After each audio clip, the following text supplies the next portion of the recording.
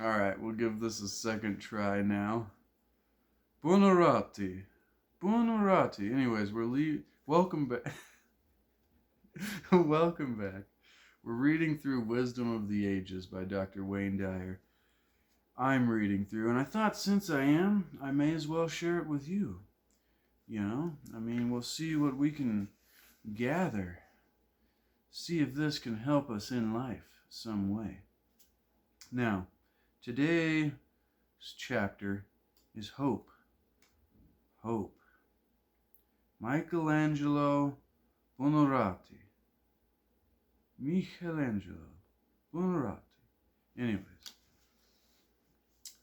the greater danger for most of us is not that our aim is too high and we miss it, but that it is too low and we reach it. Powerful. Michelangelo, 1475 to 1564, Italian painter, sculptor, architect, and poet, Renaissance artist.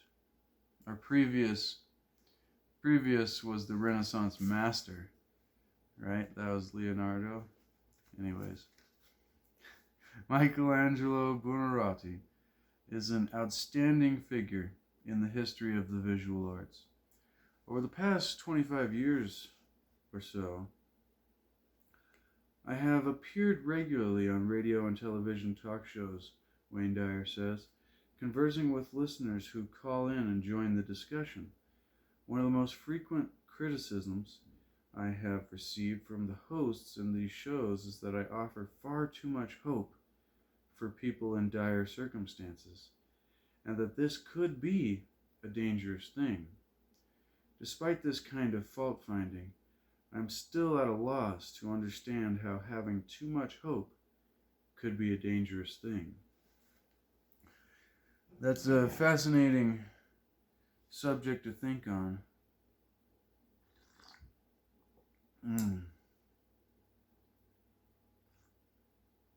Pardon me while I have some tea here. Hope you got yourself a hot beverage and a comfy chair wherever you're at. Now, when people tell me of a medical diagnosis that implies no cure being possible, I encourage them to shift their aim to a completely opposite outcome. I talk frequently about the law that has allowed any miracle that has ever occurred, since the inception of time, to take place. Wow. Okay, I see. Talk frequently about the law that has allowed any miracle that has ever occurred since the inception of time to take place. I explain that the law has never been repealed and is still on the books. I cite cases of people who were told to go home and wait to die, who were given 6 months to live, and who freed themselves of their illness and their diagnosis. He's going kind of dark here for hope. All right. I wonder what this law is that he's talking about. I believe I know it, but I'll wait and see instead of spoiling it for you. Page 56 of the Wisdom of the Ages. Reading about hope here in Michelangelo's poem. Receive mail every day from people who refuse to listen to the low aims and the low hopes that others had had for them, describing how grateful they were for a message of hope in difficult times. I believe that Michelangelo, who lived a few days shy of 89 years, still sculpting, painting, writing, and designing in an age when 90 was about 60 years beyond normal life expectancy. I like that point there. If you're giving up on life, if you've lost your creativity, if you're not still sculpting, painting, writing, designing, and doing whatever it is that makes you go, and you're not 90, you need to start finding that thing. Because something that is growing is something that is alive. Something that is no longer growing, think of a plant. What happens to a plant when it stops growing? All right. All right. A few days shy of 89 years, still sculpting, painting, when about 60 years beyond normal life expectancy. Was speaking to this idea of having very high hopes and aims in this famous quotation of his. The danger is not in false hope, rather, it is in no hope or low hope. Little limb and no hope. If you know that reference, leave it in the comments. Now, so the danger, I'm going to keep my finger there, and we're going to look at his poem again. He says, the greatest danger for most of us is not that our aim is too high and we miss it, but that it is too low and we reach it. We're aiming too low. And he's saying right here, come on, I had my finger on it. The danger is not in false hope or having, ridiculous hope, expectations, thinking things, I've sometimes referred to myself as a ridiculous optimist when people are confused by my optimism.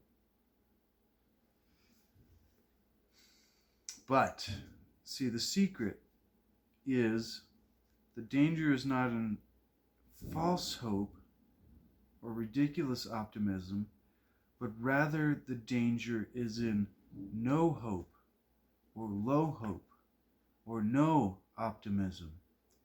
And consequently, our objectives and aims are diminished by our beliefs before they can be worked on and materialized. A thought is the ancestor to every action. You can't do anything other than work on what you think about. I know that may seem silly, but if you play it through logically, the things that are in your mind are the things that direct your path, which lead to the actions that you do.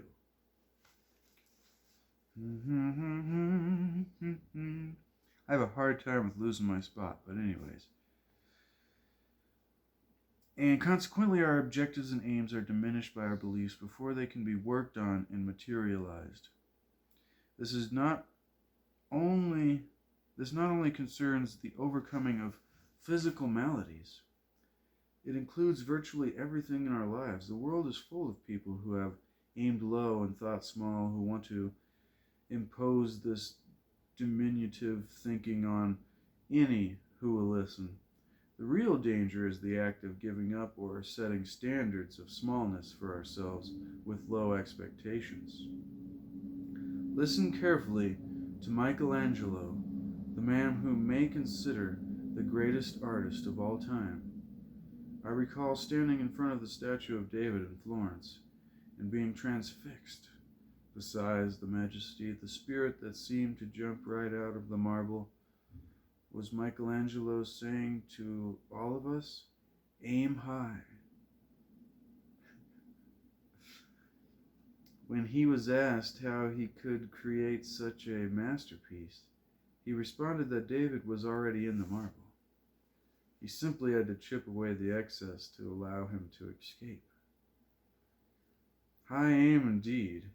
And speaking of high, take a look at the Sistine Chapel where Michelangelo painted the ceiling, lying on his back and working every day for 4 years between 1508 and 1512. That'd be as an artist and a painter myself, that would be a heck of a venture. Quite a story to read and learn from. Shoot, there's probably some lessons on patience and aiming high and hope and lots of stuff in that story.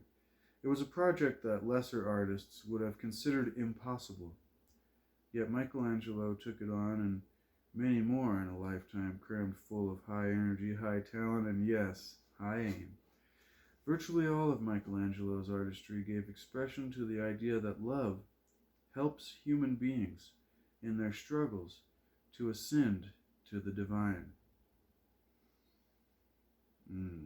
Take that one in.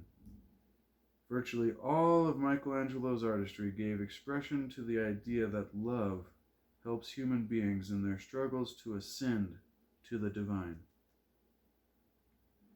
This was true in some 300 sonnets that he wrote, and it showed itself in his depiction of spiritual themes in his painting, sculpting, architectural design.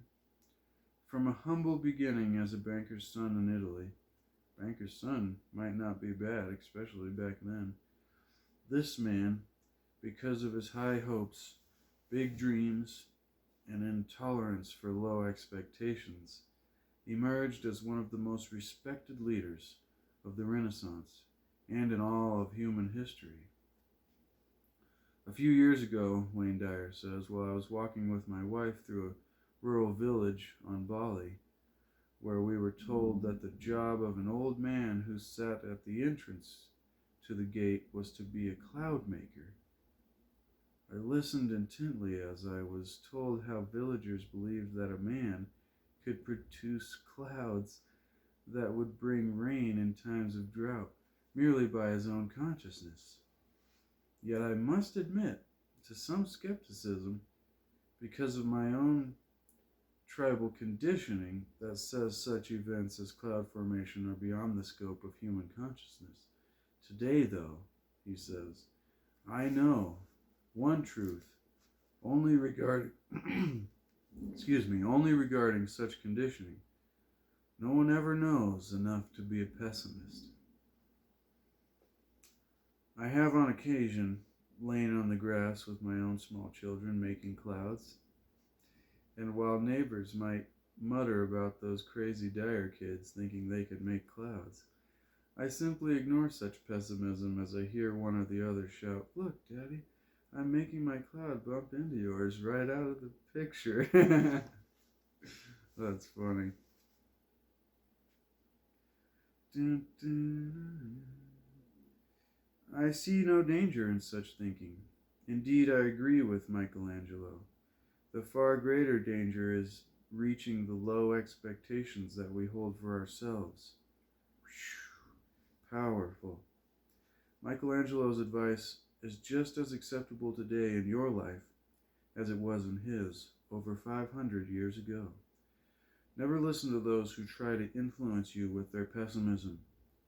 This is a really strong lesson. I hope you take it more seriously than my voice inflects.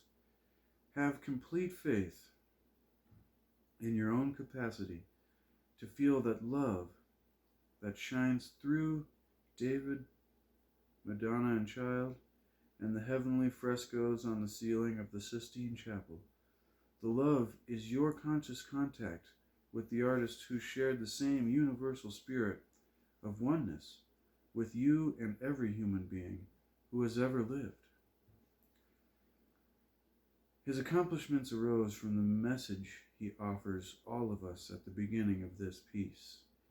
Aim high, refuse to choose small thinking and low expectations. And I'll add, because that's all you'll have to work on. All right. And above all, do not be seduced by the absurd idea that there is danger in having too much hope. In fact, your high hope will guide you to heal your life and to produce your own masterpieces, whether they be frescoes or fruit baskets. To put Michelangelo's advice to work in your own life, follow these simple guidelines. And this is something great about the Wisdom of the Ages. At the end of each short little chapter, he gives you some recommendations on how we can apply this wisdom to our lives. Refuse. Recommendation number 1. Don't refuse it. That's just how it starts. Refuse to listen to or internalize the proclamations of those who point to your limitations. You must always remember, when you argue for your limitations, the only thing you get are limitations. That's the thing that fascinates me so much about people when they're angry or struggling, when you try to tell them that the things that anger them or the things that struggle them are not so, they defend their misery so they can latch onto it. It's like when you argue for your limitations, the only thing you get are limitations. So stop defending your misery. There is no reason. What was it? Nobody knows enough to be a pessimist. Above all else, recommendation number 2. Above all else, never aim low or think small. You are a divine manifestation of God. In that regard, you are connected to that which causes and creates miracles. I'll add in here, if the waves are what the ocean is doing, then you are what God is doing. We are like the waves on the surface. Keep hope alive in you by remembering that famous remark of Albert Einstein's: great spirits have always encountered violent opposition from mediocre minds. Yes, dude. Einstein, what a fine quote. Great spirits have always encountered violent opposition from mediocre minds. So beautiful. That must mean, if you've ever, that reminds me, like, you're not a cowboy if you're not taking a few arrows, or, you know, that kind of thing. It's a sad dog who doesn't wag his own tail every now. Great spirits have always encountered violent opposition from mediocre minds. Wonderful. When you consider what you would love to accomplish in your life, but feel ill prepared to bring it about, picture the 89-year-old Michelangelo living 5 centuries ago, painting, sculpting, and writing. Imagine he tells you that you can create whatever you desire. And the great danger is not in having too much hope, but in reaching what you have perceived as hopeless. Let that one sink in. Let that one sink in. I think we will, ladies and gentlemen. The next one, which will be fitting after this one, will be called Mind Power. Mind Power. A long one. Long one. All right, ladies and gentlemen. That was quite a beautiful little entry there by Wayne Dyer. And I figured I was reading this anyways by myself. And so why not share it, right? I mean, there's probably somebody out there that gets a little value. If you do get value, smash the like button. Leave me a comment below and let me know what you think. Oh yeah. And right before we go, speaking of artists, see if I can, yeah, there we go. Just did this a couple days ago. Check out these red bushes. Yeah, those bushes are amazing, aren't they? Reflected in the water. And then a big old tree on the right side, some nice clouds. Nice clouds. Maybe I'll work on another one here in a little bit. If you're interested in owning this one, I think it's like $54 on the Etsy shop. I'll probably have that linked in the description below. I'll also link this in the description below. Amazon affiliate link. It'll give me a small commission, but that'll help you support me to continue to share with you some of the wisdom of the ages. And not just reading books, but eventually I'll get back to sharing my own notes and writings and thoughts and come up with new ideas to expand on. But remember that happiness is the way. There is no way to happiness. But we must also seek to achieve and maintain happiness through enlightenment, which means through reaching a new perspective. Because when you change the way you think, the things you look at change. When you change the way you look at things, the things you look at change. There we go. I like that. That's a good one. All right. Cheers, ladies and gentlemen. Consider subscribing if you liked it. I'll be back in the future with more interesting topics and wisdom of the ages to throw your way.